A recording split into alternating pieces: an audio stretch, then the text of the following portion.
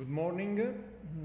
It's a pleasure to be here today with Professor Luigi Fumagalli of the University degli Studi di Milano, who has just taken his lesson inside our specializing master contract claim and delay management in construction works, titled F.lli arbitration, for him to tell us something about the contents of his lesson. Thank you very much. Well, today presentation was focused, as you said, on F.lli arbitration. So the system for the settlement of investment disputes according to an international convention that was entered into in 1965. A convention which has now a large international recognition because 154 states are contracting. Italy is a contracting party.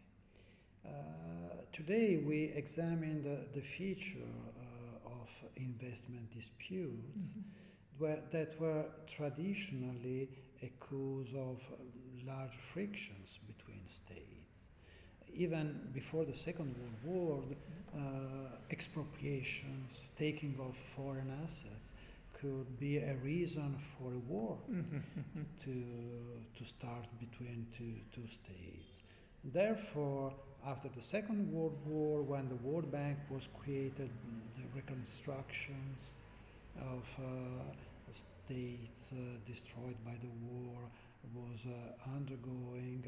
There was a feeling that states needed a procedural framework to depoliticize, in a way, this kind of disputes and provide for a system allowing the reconciliation of interests of the investors, the private entities, investing in a foreign state, and the host states that wanted to exercise their sovereignty and regulate, for instance, their economic life. Therefore, we consider not only the reasons for the creation of this institutional framework, but also the main features of the way in which the system works. From an institutional point of view, we examined the bodies that were created by the Washington Convention, and then we examined the basis for the exercise of its jurisdiction by the Center for the Settlement of Disputes between states and investors, nationals of other contracting states. So we examined the nationality requirement when there is an international investment dispute according to the F.lli Convention.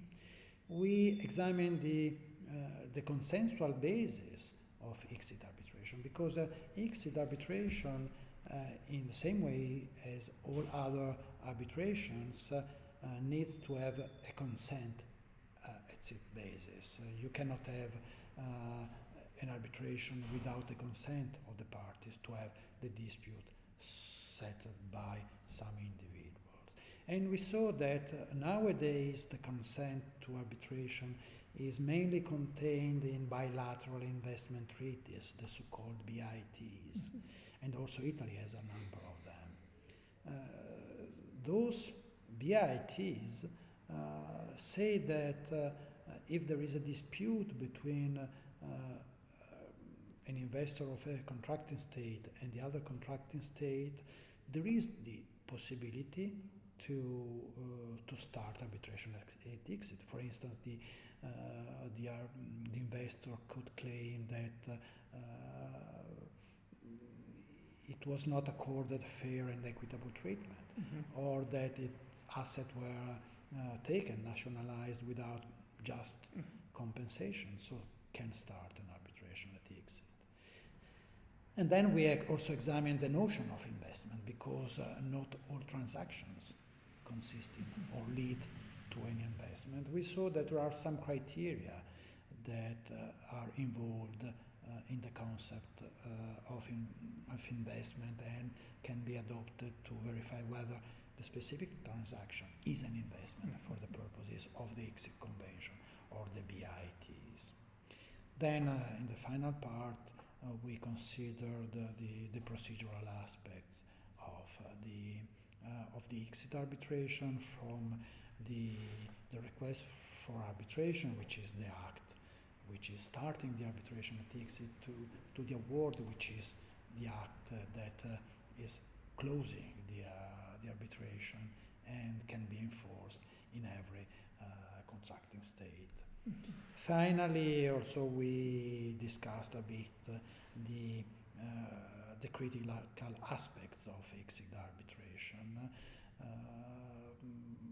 In fact, there are many discussions at the political level, and mainly between states, as to a reform of the system in order to create a more transparent, as they say, system that could be applied or followed in a more proper way to ensure that also the interests pursued by states are protected, because many disputes involved indeed some regulatory measures adopted by states having a general impact that can impact actually also on the individual investment, but this does not mean that this impact is eligible to lead to compensation.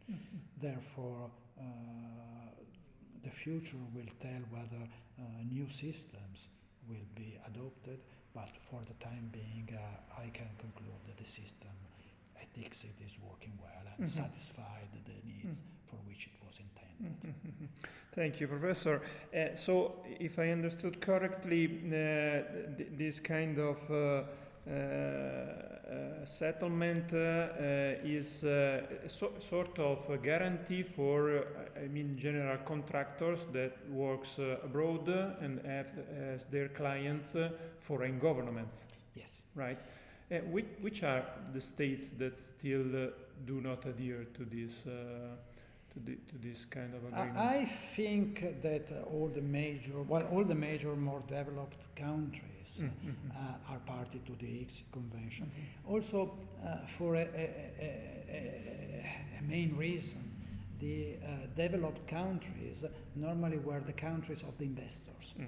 So, they normally were on the claimant side. But nowadays there are many cases in which the developed country is on the side of the respondent, because there is an investment made in that country, and the country has to defend the case. With 154 contracting states, I think, but the point can be verified, I think that the People's Republic of China is not a contracting state, but subject to verification, but that could be the largest country where there is no guarantee. This does not mean there are no other systems for the protection, but this could not be available. But the major countries are all. Okay, thank you very much, very useful, and of course we hope to have you here again for the next edition of the Specialized Master. A pleasure. Goodbye.